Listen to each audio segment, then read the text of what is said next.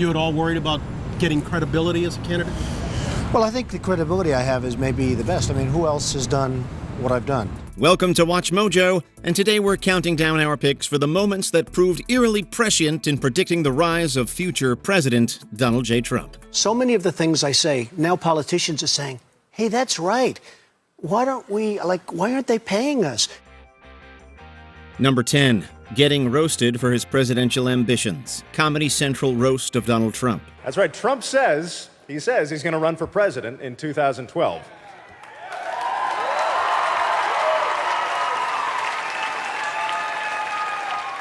But if his plan for America is to fire everyone, he's about 2 years too late. Before Donald Trump was a political figure, he was a punchline, and nowhere was that clearer than at his 2011 Comedy Central roast. That night, a parade of comedians and celebrities took turns skewering the real estate mogul over his ego, bankruptcies, and in what now feels downright prophetic, his supposed lack of fitness for the presidency. Donald say he wants to run for president and move on into the White House. Why not? It wouldn't be the first time you pushed a black family out of their home.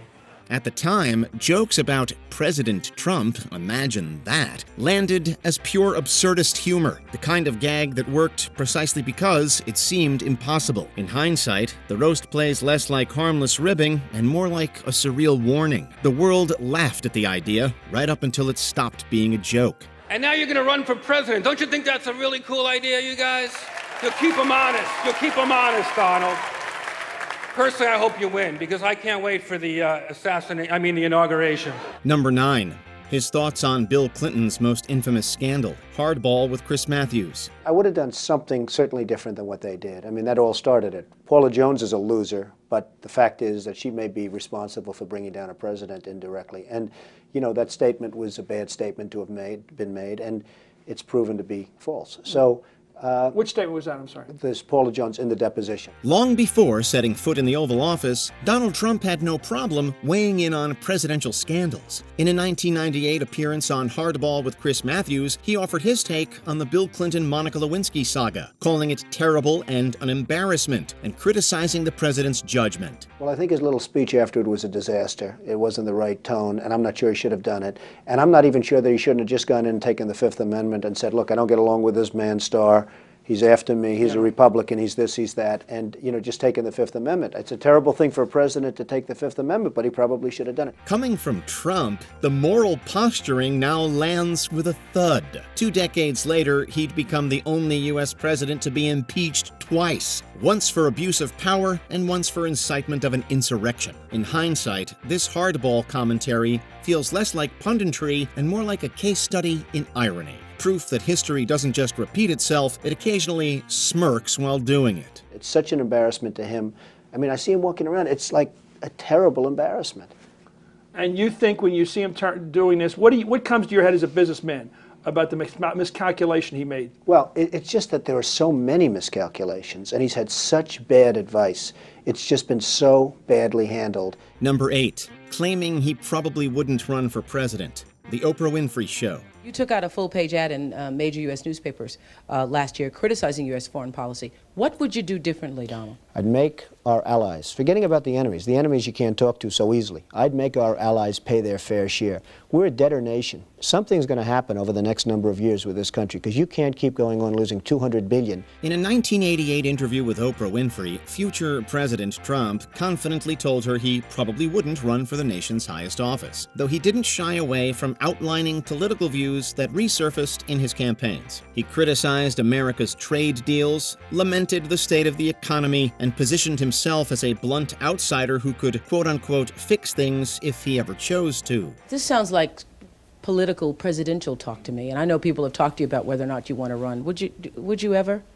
Probably not, but I do get tired of seeing the country ripped off. Why would you not? I just don't think I really have the inclination to do it. I love what I'm doing. I really like it. Also, it doesn't pay as well. Over a decade later, in a 1999 Larry King Live appearance, he even floated Winfrey as a potential running mate. In hindsight, those offhand remarks look like an early draft of a campaign pitch he'd eventually take all the way to the White House. You've said, though, that if you did run for president, you believe you'd win.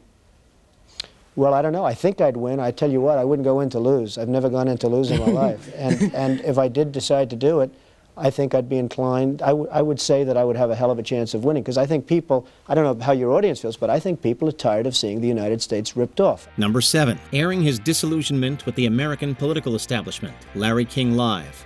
Why would you leave the Republican Party? I think that nobody's really hitting it right. The Democrats are too far left. I mean, Bill Bradley, this is seriously left. He's trying to come a little more center, but he's seriously left. The Republicans are too far right. And I don't think anybody's hitting the chord. Not the chord that I want to hear, and not the chord that other people want to hear. And I've seen it. When Donald Trump appeared on Larry King Live in 1999 to discuss a potential presidential run, he painted himself as a political unicorn, too liberal for Republicans, too conservative for Democrats. Most surprising, in hindsight, his emphatic support for universal health care, calling himself quite liberal on the issue and insisting a country's worth hinged on caring for its sick. I'm conservative, generally speaking. I'm conservative, and even very conservative.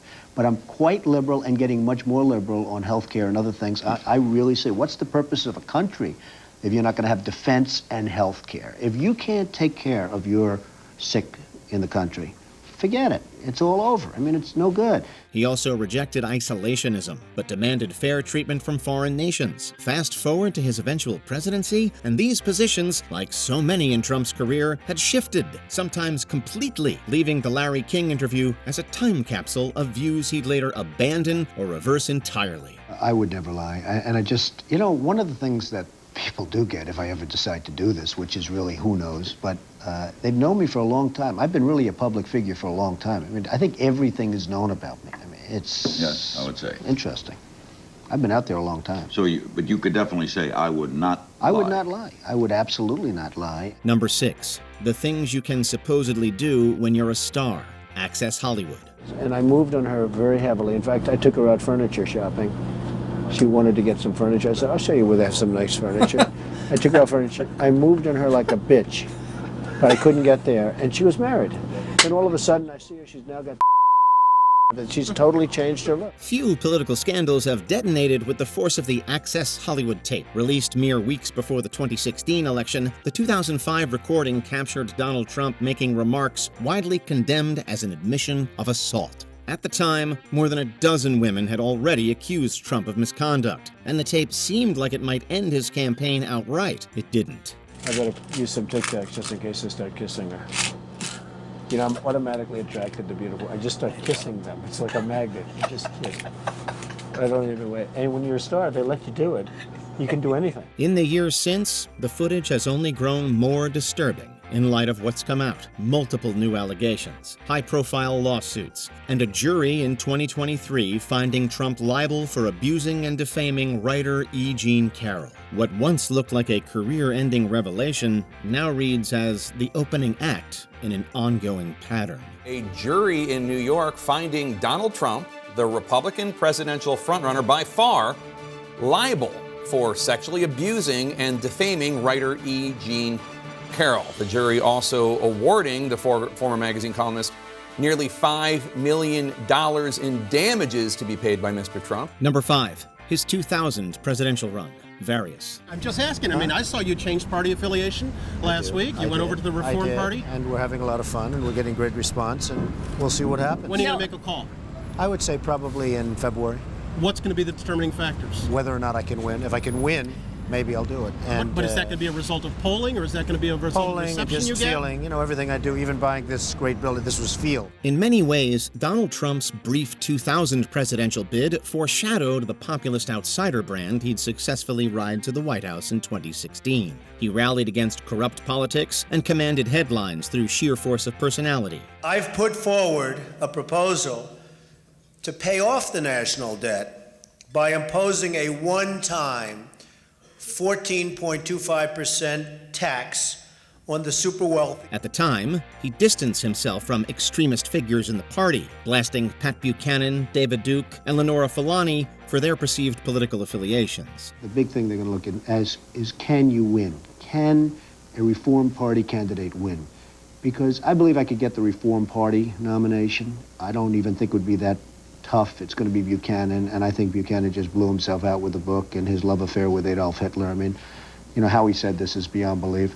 That makes his later trajectory all the more jarring. In the run-up to and during his presidency, Trump openly courted and emboldened white nationalist support. Far from a joke or a publicity stunt, his 2000 campaign proved his presidential ambitions were both real and long-running, years before the world took them seriously. Things can change. I'm in a city called New York City, where I spend most of my time, and I'll tell you that in the early 90s, New York City was in terrible, terrible shape. Number 4, going full birther, The View. I was a really good student at the best school. I'm not like a smart guy, okay? They make these birthers into the worst idiots.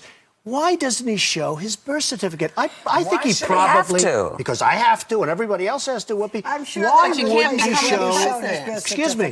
Sitting alongside the hosts of The View, Trump doubled down on a growing fixation, demanding that President Barack Obama produce proof of his United States birth certificate. This wasn't just idle skepticism, it was part of Trump's central role in promoting birtherism, a baseless conspiracy theory that claimed Obama wasn't born in the U.S. and therefore ineligible for the presidency.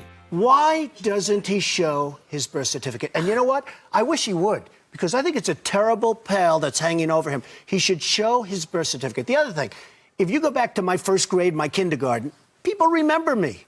Nobody from those early years. That's not true. We have pictures of them. What are you talking about? Okay, show me a picture. Critics rightly pointed out its racist undertones as it sought to delegitimize America's first black president. Though thoroughly debunked, Trump's birther crusade kept him in the headlines and cemented his standing with a certain faction of the electorate, laying the groundwork for the political brand he'd carry into 202016.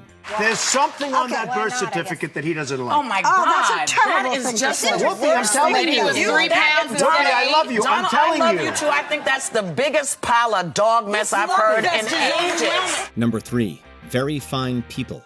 August 15th, 2017 press conference. I think there's blame on both sides. You look at both sides.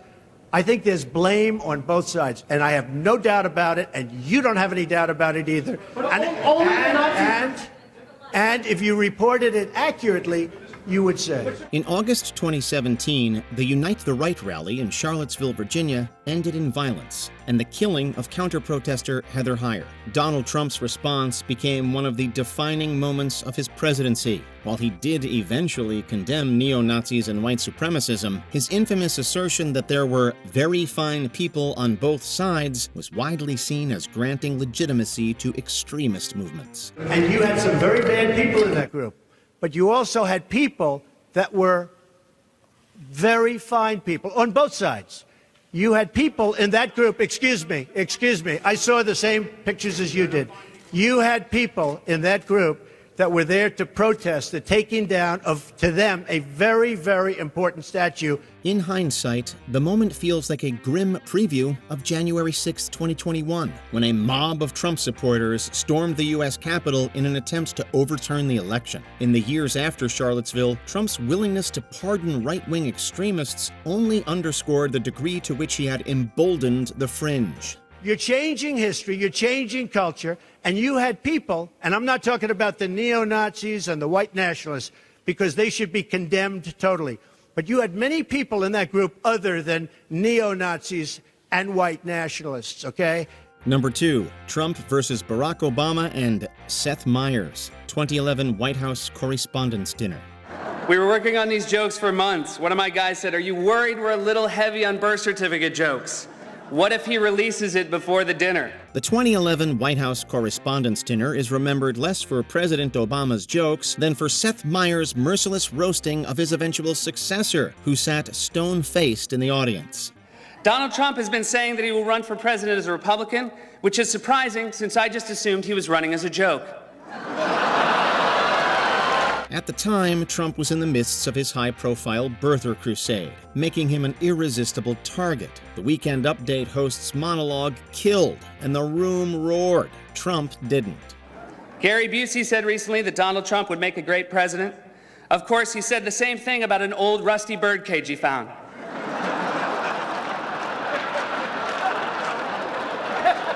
Donald Trump owns the Miss USA pageant, which is great for Republicans because it will streamline their search for a vice president. In retrospect, the moment feels like a turning point, a public humiliation that some speculate fueled his determination to run for president in 2016. What played as late-night fodder at the time now reads as the prologue to one of the most consequential and divisive campaigns in American history. Donald Trump said recently he has a great relationship with the blacks, though unless the blacks are a family of white people, I bet he's mistaken. Before we continue, be sure to subscribe to our channel and ring the bell to get notified about our latest videos. You have the option to be notified for occasional videos or all of them. If you're on your phone, make sure you go into Settings and switch on your notifications. Number 1. His close friendship with Jeffrey Epstein. Various. Trump's wedding to Marla Maples in 1993 was dubbed the wedding of the century by the media at the time. And although we know that Trump and Epstein were friends during this period, this is really the first time that it's actually been reported that Trump invited Epstein to his wedding. This is, we should note, more than a decade before those first allegations of sex trafficking against Epstein. Donald Trump's long and well-documented friendship with financier and convicted sex offender Jeffrey Epstein is a stain on his public image that only deepens with time. Photographs place them together at parties stretching back to the 1980s, often surrounded by young women. One particularly damning clip from a 1992 party shows Trump and Epstein laughing and chatting, with Trump whispering something into Epstein's ear before the two share a knowing grin. A tape in the NBC archives of a Mar-a-Lago party shows Trump giving Epstein his personal attention. The footage, shot in November of 1992, before Trump opened the resort as a club, shows the future president surrounded by cheerleaders for the Buffalo Bills and Miami Dolphins. While Trump has since claimed they had a falling out, court records and testimony suggest their social circles overlapped for decades. In light of Epstein's arrest and subsequent death, the footage now plays more like an uncomfortable reminder of the company Trump was willing to keep and defend until it became politically untenable. He said, quote, he's a lot of fun to be with. It's even said that he likes beautiful women as much as I do. And many of them are on the younger side. Which Trump moment on our list shocked you the most? Are there any prescient moments we missed? Be sure to let us know in the comments below. And Donald, as long as I have you here, it's pronounced huge, not huge. And here's another one. It's pronounced I am delusional, not I am running for president.